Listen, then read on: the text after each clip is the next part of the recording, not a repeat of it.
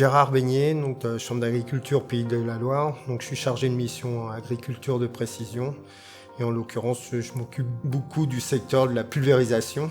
Je vais animer un atelier sur la pulvérisation et l'innovation de la pulvérisation avec la Fédération des CUMA. Donc cet atelier présente les nouvelles technologies de pulvérisation. C'est un milieu en pleine évolution. À l'heure d'aujourd'hui, on connaissait la pulvérisation classique. Je vous ai ramené une maquette pour l'expliquer. Hier, on avait un porte-buse où on choisissait une buse pour un volume déterminé et une vitesse déterminée de pulvérisation. On n'avait pas le choix sur la régulation de la pression. Il fallait s'attarder à une vitesse et à un volume hectare. L'évolution aujourd'hui, on est passé sur les pulvérisateurs à un système multibuse. Si j'augmente la vitesse de pulvérisation, je vais choisir ma buse qui convient bien. Et là, je vais conserver ma pression d'utilisation, recommandée par le constructeur de buse pour ne pas faire des gouttes trop fines et des gouttes trop grosses. Voilà. La dernière innovation en pulvérisation, c'est ce qu'on appelle la pulvérisation séquentielle ou PWM,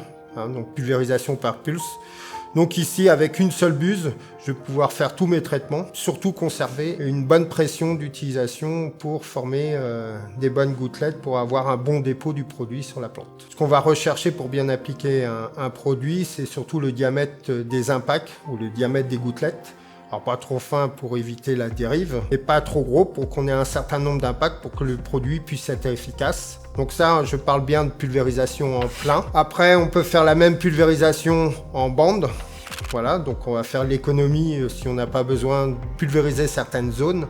On peut faire l'économie de produit de 45 à 50%. Ou sinon, demain, on peut faire la pulvérisation par tâche des plantes qui sont néfastes ou des plantes d'intérêt. Alors, plantes qui sont néfastes, ça peut être un herbicide sur les adventices. Par contre, on ne va pas cibler les plantes d'intérêt. Aussi, on peut cibler que les plantes d'intérêt en y mettant juste un insecticide sur ces plantes. Et là, on peut faire des économies d'échelle de 80 à 95% de produits. Alors, pour fonctionner ce système, c'est la journée de demain, on verra des pulvées qui sont équipées de caméras. On va analyser beaucoup d'images, on va les traiter en instant T et ensuite, on va cibler en pulvérisation uniquement à l'endroit nécessaire.